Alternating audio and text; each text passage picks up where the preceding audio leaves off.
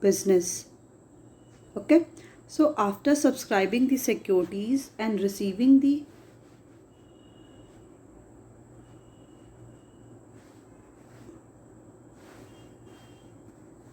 after subscribing the securities and receiving the minimum subscription, the company applies to the registrar to issue the certificate of commencement of business. ठीक है, जैसे ही subscriber subscribe securities के subscribe के लिए वो कर देगा तो रिसीव कर लेगा, जब भी रिसीव कर लेगा minimum subscription company, the company applies to registrar, company registrar के पास अप्लाई करेगी कि certificate of commencement of business उसको दे दें along with the application.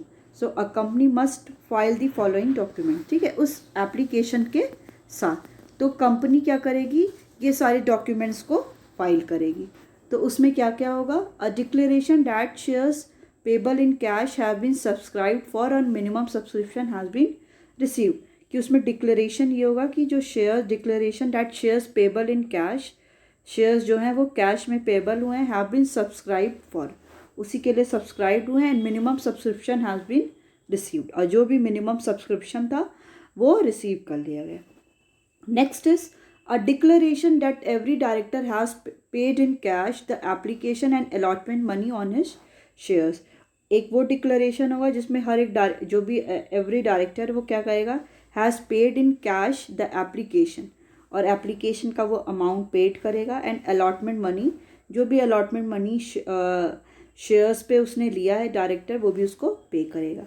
Next is a declaration that no money is pending to pay back to the applicant. एक ये भी डिक्लेरेशन होगा कि कोई भी मनी पेंडिंग नहीं है कि जो एप्लीकेंट को पे करना है. ठीक है,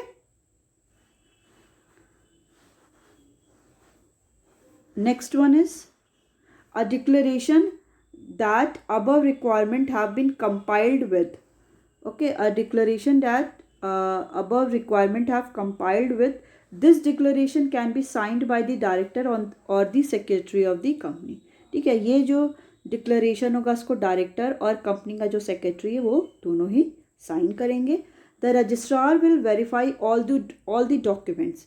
जो रजिस्ट्रार है वो सारे डॉक्यूमेंट्स को वेरीफाई करेगा, and the declaration submitted by the company, जो भी कंपनी ने डिक्लेरेशन सबमिट किया है, if he is satisfied with the authenticity or the validity of these documents, then he will issue a certificate of commencement of business.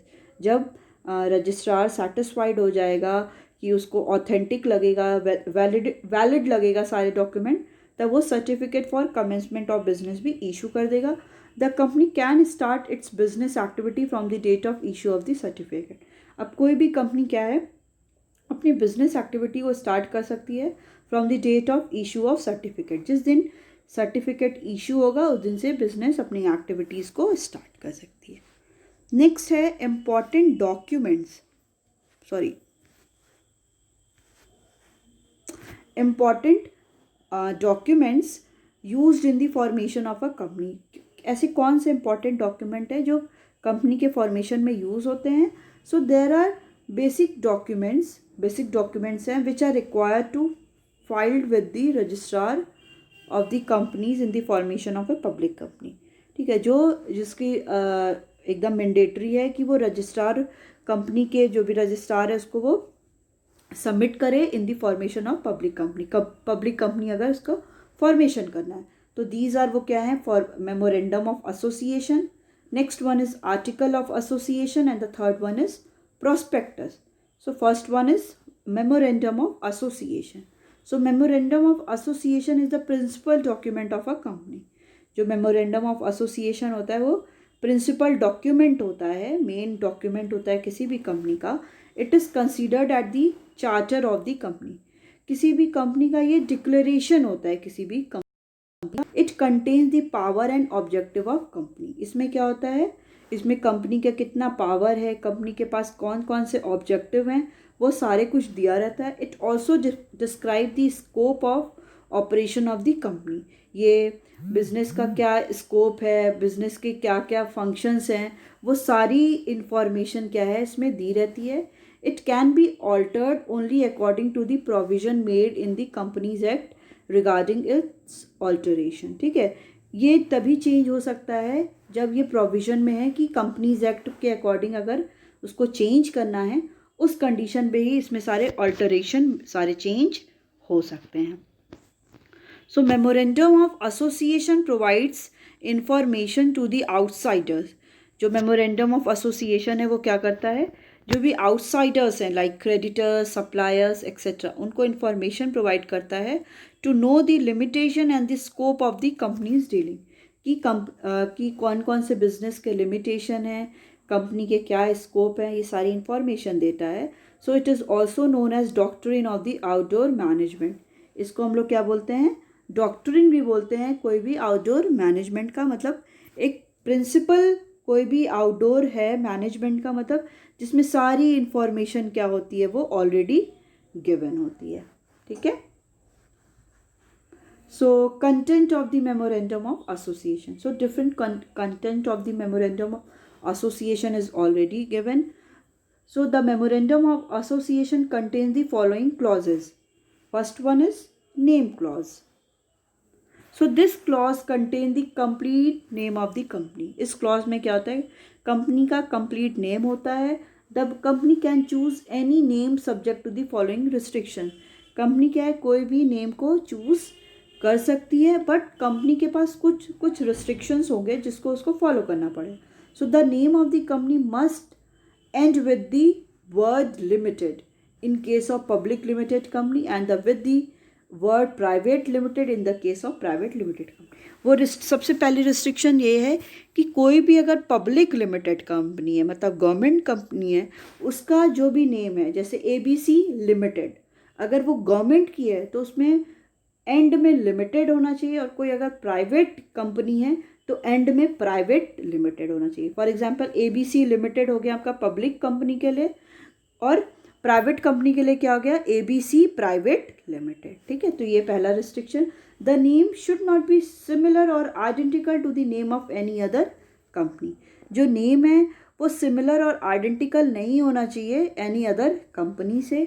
The name should not contain the word cooperative.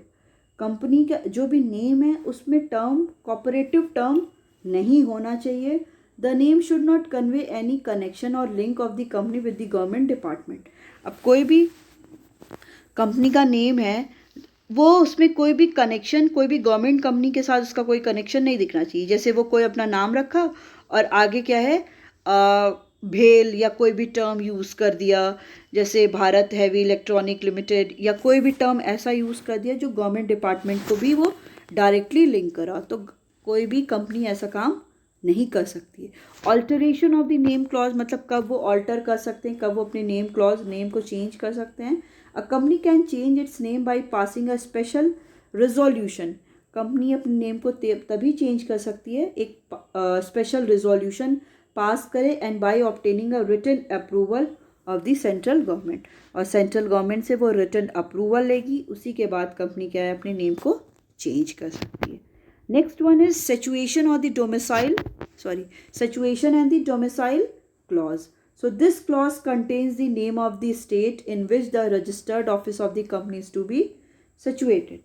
इसमें क्या होता है कि state का नाम होता है जहाँ पे वो रजिस्टर्ड ऑफिस है, जहाँ पे उसका कोई भी कंपनी का ऑफिस है, वहाँ पे वो वही उसी का नेम क्या है स्टेट का, कि जैसे यूपी में है, कि महाराष्ट्र में है, MP में है, तो ये सारा क्या है उसमें सिचुएशन उसमें क्या होता है, नेम होता है स्टेट का, कि जिस स्टेट में वो उसका रजिस्टर्ड ऑफिस है.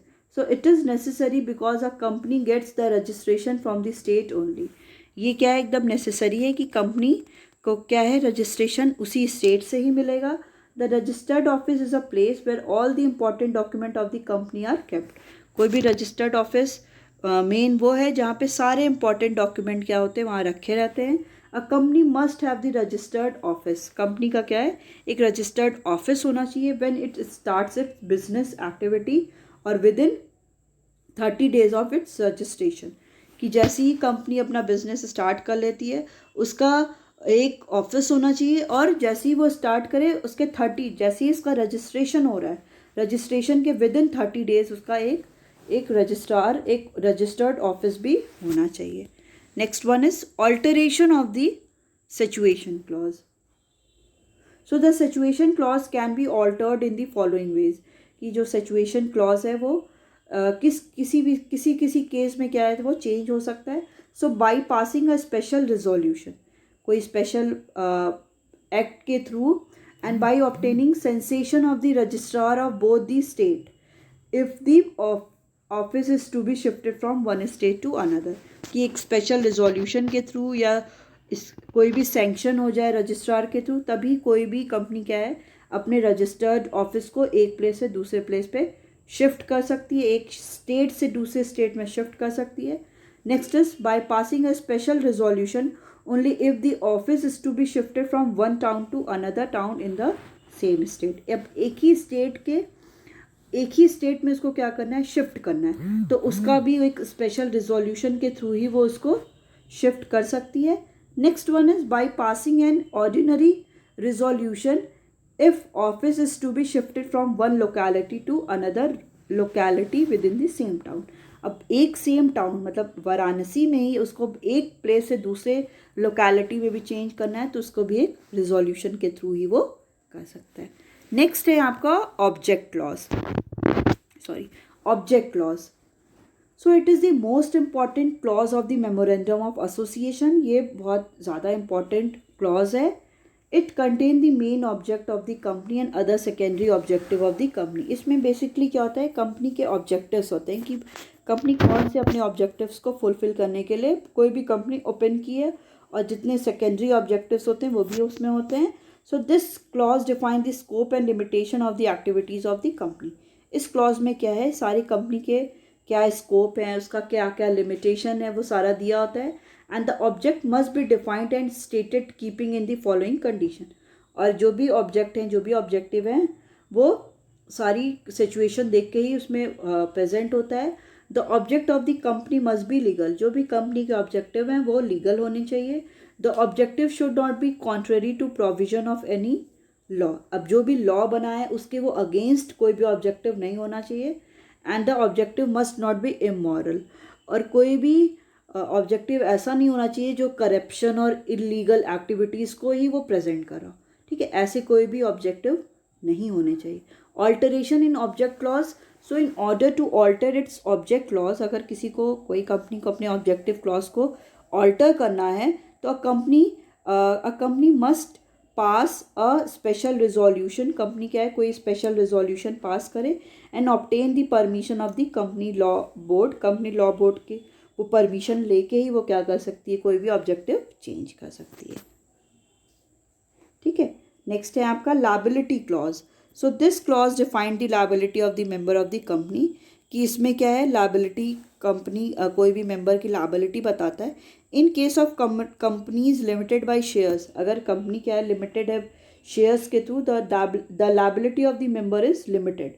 लायबिलिटी क्या है, मेंबर की लिमिटेड है to the extent of unpaid amount of share their share capital. कि उन्होंने अपने जो भी शेयर कैपिटल पे जो भी अमाउंट उन्होंने अनपेड है उतने लेवल तक उनका क्या है कि वो लायबिलिटी उनकी लिमिटेड है. So in case of company limited by guarantee, the liability is limited to the amount of guarantee given by each other. कि अगर कंपनी लिमिटेड है गारंटी से, तो लायबिलिटी जो भी मेंबर्स की वो कहाँ तक लिमिटेड है कि जो भी उन्होंने गारंटी दिया है. सो ऑल्टरेशन लायबिलिटी क्लॉज का क्या होगा, if a company wants to make an alteration in its liability clause, अगर कोई भी कंपनी क्या है ऑल्टरेशन चाहती है अपने लायबिलिटी क्लॉज में, then it must pass a unanimous resolution. उसको क्या करना पड़ेगा, एक ऐसा रिजोल्यूशन को पास करना पड़ेगा in a meeting of its member. अपने मेंबर के साथ मीटिंग करके डिफरेंट एक्ट को, डिफरेंट रिजोल्यूशन को पास करना पड़ेगा. So next one is capital clause. So this clause specifies the amount of share capital with which company is to be registered. इसमें क्या होता है, ये क्या बताता है, शेयर कैपिटल का अमाउंट बताता है जिस अमाउंट के साथ कंपनी क्या हुई है, रजिस्टर्ड हुई है. The capital with which a company is registered is called registered authorized और द नॉमिनल कैपिटल.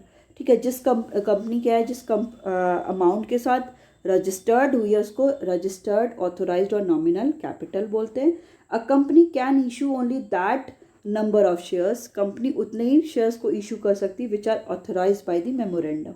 जितना मेमोरेंडम में ऑथराइज्ड दिया हुआ है, फॉर एग्जांपल वो अगर 100 दिया है उसने शेयर इशू करना है, तो बस वो इशू 100 शेयर ही इशू कर सकती है। Next is the alteration of the capital clauses. A company can alter its capital clause by passing a special resolution. Company कोई भी कैपिटल क्लॉज में चेंज तब कर सकती है स्पेशल रिजोल्यूशन के through, and by obtaining a approval of company law board. Company law board के through, approval के थ्रू वो अपने जो भी कैपिटल क्लॉज हैं उसको वो चेंज कर सकती है। Next is articles of association. So article of association contains the rules and regulation regarding the management of a company's internal affair. Okay, तो आर्टिकल ऑफ एसोसिएशन में क्या होता है कि रूल्स एंड रेगुलेशंस होते हैं कंपनी के regarding the management of the companies internal affair. Company के जो भी इंटरनल अफेयर हैं, कंपनी के जो भी अंडर इंटरनल वर्किंग है, उससे रिलेटेड उसके सारे रूल्स एंड रेगुलेशंस होते हैं। So it defines the power, duties and right of the managers, officers and the board of directors. ठीक है, इसमें क्या होता है कि पावर डिसाइड होती है, क्या क्या ड्यूटीज़ हैं डिफरेंट, जितने भी मैनेजर्स हैं उनकी क्या क्या राइट्स है, उन ऑफिसर्स की as well as board of director, जो भी वहाँ पे जितने भी मेंबर्स हैं उनकी सारी पावर, ड्यूटीज़ और राइट्स वहाँ पे इन्फॉर्म्ड होती है। So generally all the companies prepare their own article of association. ठीक है, जनरली क्या है, जो सारी कंपनीज हैं वो अपना आर्टिकल ऑफ एसोसिएशन क्या करती हैं, प्रिपेयर करती हैं। In case company do not want to prepare their own article of association, they can select any one article of association given in table F of the companies act. ठीक है, अगर कोई company क्या है अपना खुद का आर्टिकल ऑफ एसोसिएशन नहीं प्रिपेयर करती है, then they can select any one article of association. तब कंपनी क्या करती, कोई एक आर्टिकल ऑफ एसोसिएशन को सेलेक्ट कर लेती है which is given in the table F of the companies act के जो टेबल एफ है उसमें ये ऑलरेडी मेंशन्ड एंड गिवन होता है। So in table F of the companies act 99 model की जो टेबल एफ है companies act 99 model, sets of articles of association are given. उसमें आर्टिकल ऑफ एसोसिएशन जो भी कंपनी के रूल्स रेगुलेशंस हैं, जितनी पावर है, ड्यूटीज़ है, मैनेजर की राइट्स हैं, वो सारा क्या होता है, गिवन होता है। Company can select any one of these 99 sets. Company क्या है, कंपनी के ऊपर है कि कंपनी अब इसमें से किसी को भी एक को भी क्या कर सकती है, वो सेलेक्ट कर सकती है। So the article of the association must be signed by all the director of the company. ठीक है, जो भी डायरेक्टर है, जो भी आर्टिकल ऑफ एसोसिएशन है वो क्या होता है, वो साइन किसके थ्रू होता है, जितने भी कंपनी में डायरेक्टर्स हैं उनके थ्रू वो साइंड होता है। So it must be duly attested by the any 2 witnesses. अब ये क्या है, ये जो डिफरेंट आर्टिकल ऑफ एसोसिएशन है, इट शुड बी अटेस्टेड। वो अटेस्ट होता है कोई भी 2 विटनेस के अकॉर्डिंग, टू कोई भी जो उसके विटनेस हैं उनके थ्रू वो साइन होता है। And article of association is known as the bye laws of the company. ठीक है, इसको क्या बोलते हैं, आर्टिकल ऑफ एसोसिएशन को कंपनी के बाई लॉज भी बोलते हैं। बाई लॉज कंपनी का मतलब है कि कोई भी डॉक्यूमेंट जिसमें क्या है, सारी ड्यूटीज़, रूल्स, रिस्पॉन्सिबिलिटीज़, राइट्स जो सारी मेंशन्ड होती है उसको हम लोग क्या बोलते हैं, बाई लॉज। ठीक है, तो आर्टिकल ऑफ एसोसिएशन को bye laws of a company भी बोलते हैं। और the doctrine of the indoor management, इससे क्या बोलते हैं, जैसे आप आर्टिकल मेमोरेंडम ऑफ एसोसिएशन को क्या बोलते हैं, डॉक्ट्रिन ऑफ आउटडोर मैनेजमेंट, वैसे ही हम आर्टिकल ऑफ एसोसिएशन को क्या बोलते हैं, doctrine of indoor management. So the content of the article are divided into paragraph and the paragraph are numbered. ठीक है, जो भी कंटेंट है आर्टिकल एसोसिएशन का उसको क्या है, पैराग्राफ में डिवाइड किया जाता है, फिर पैराग्राफ को नंबर में डिवाइड किया जाता है। Okay, so wait a minute. So the main content of the article of association are, जो मेन कंटेंट है आर्टिकल ऑफ एसोसिएशन के वो क्या है, the amount of share capital and different class of shares, ठीक है, कि कितना अमाउंट है शेयर कैपिटल का और कितने क्लासेस में शेयर्स क्या हैं डिवाइड हैं, right of each type of shares holder, जो भी कंपनी के क्या हैं डिफरेंट शेयर्स होल्डर हैं उनकी क्या क्या राइट्स हैं, procedure for making allotment of shares, क्या प्रोसीजर है कि जब भी अलॉटमेंट शेयर को अलॉट करना है उसके क्या प्रोसीजर है, procedure for issuing share certificate, क्या प्रोसीजर है कि जब शेयर सर्टिफिकेट को इशू करना है, procedure for transfer of shares, जब शेयर्स को ट्रांसफ़र करना है उसका क्या प्रोसीजर है, procedure for forfeitures of the shares, जो भी शेयर्स को फॉरफीट करना है उसका क्या प्रोसीजर है, procedure for reissue of forfeited shares, जो ऑलरेडी शेयर्स कैंसिल हो गए, फॉरफीचर मीन्स जो ऑलरेडी कैंसिल हो गए उनको फिर से हम कैसे री इशू कर सकते हैं उसका क्या प्रोसीजर है, प्रोसीजर फॉर कंडक्टिंग मीटिंग्स, कि मीटिंग कंडक्ट करने के क्या प्रोसीजर है, procedure for appointment and removal of directors, procedure क्या है कि कैसे हम डायरेक्टर को अपॉइंट कर सकते हैं और कैसे डायरेक्टर को रिमूव कर सकते हैं उसके क्या प्रोसीजर है, duties power and remunerations of the directors, क्या क्या ड्यूटीज़ डायरेक्टर के पास हैं, क्या क्या पावर मिली है डायरेक्टर को, अंदर कैसे रिमनरेशन मीन्स कैसे उनको सैलरीज प्रोवाइड होती है डिफरेंट डायरेक्टर को, procedure for declaration and the payment of dividend, कि जो भी शेयर होल्डर को जो भी डिविडेंड पे हो रहे हैं उसका कैसा प्रोसीजर है कि किस हिसाब से उनको पेमेंट भी किया जाएगा, procedure regarding the winding up of the company, कि कंपनी कैसे वाइंड अप होगी, तो ये सारी इंफॉर्मेशन क्या होती है कि कंपनी का वाइंड अप का क्या प्रोसीजर है वो भी गिवन होगा, procedure regarding the keeping of the books of the account and their audit, ये क्या प्रोसीजर है कि कंपनी कैसे अपने अकाउंट को जितने भी वो अकाउंट बनाएगी उसको कैसे रखेगी एंड उसके ऑडिटिंग कैसे होगी and the seal of the company, company का जो कॉमन जो हर एक कंपनी का कॉमन सील होता है वो कैसा होगा, ठीक है। तो डिफरेंट काइंड ऑफ इंफॉर्मेशन क्या है ये आर्टिकल ऑफ एसोसिएशन में गिवन होती है। So article means the article of association of a company as originally framed और as altered from time to time, जो भी आर्टिकल है वो क्या होता है, article means article of association as originally जो फ्रेम होता है and as altered from time to time, और ये क्या है टाइम टू टाइम इसको ऑल्टर किया जाता है और applied in a pursuance of any previous company law और दिस एक्ट, और फिर इसके अकॉर्डिंग क्या है उसको उसी के अकॉर्डिंग चेंज भी करके फिर नया तरीके से उसको स्टार्ट भी किया जाता है। Then alteration of article of association, so a company may change its article of association by passing a special resolution, कोई भी कंपनी क्या है अपने आर्टिकल ऑफ एसोसिएशन को चेंज कर सकती है by passing a special resolution, special resolution के थ्रू कंपनी क्या है कोई भी अपने आर्टिकल ऑफ एसोसिएशन को चेंज कर सकती है subject to the following condition के वो चेंज कर सकती है।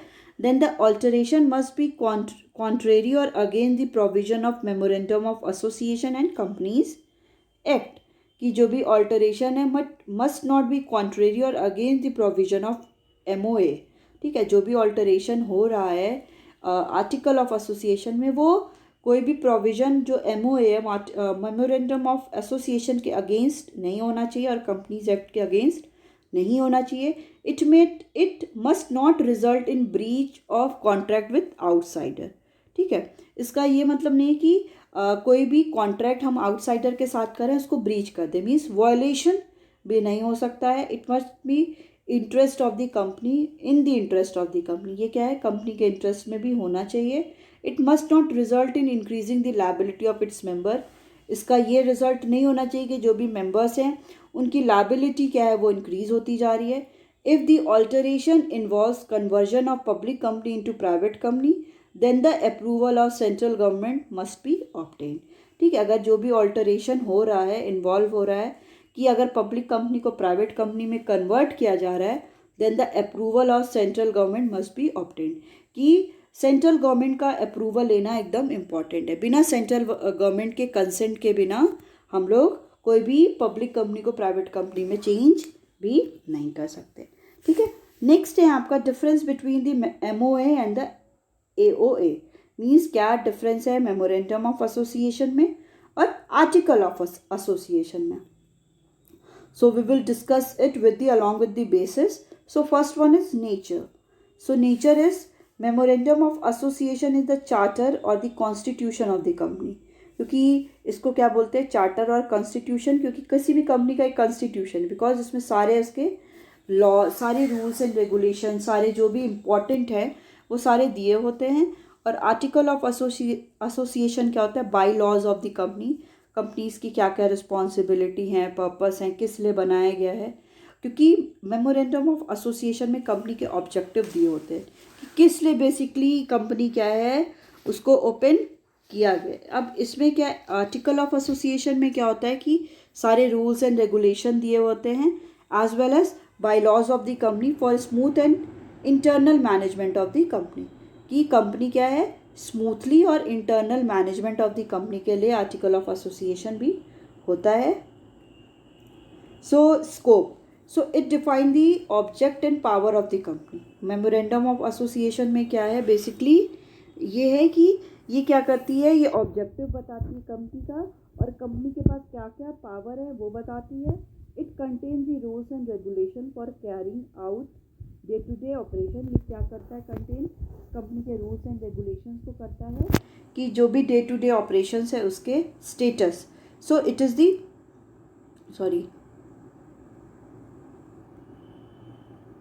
सो स्टेटस में क्या है, it is the fundamental object of a company, it supersedes the article. ठीक है, इसमें क्या है, ये ज़्यादा इम्पॉर्टेंट है क्योंकि इसमें फंडामेंटल डॉक्यूमेंट है, कंपनी के जो भी फंडामेंटल डॉक्यूमेंट्स है वो दिए रहते हैं. इट इज़ दी सप्लीमेंट्री, मतलब ये article of association supplementary document होता है, बट ये जो आपका मेमोरेंडम ऑफ एसोसिएशन होता है ये मोस्ट इम्पॉर्टेंट डॉक्यूमेंट होता है किसी भी कंपनी का. नेक्स्ट है आपका लीगल इफेक्ट.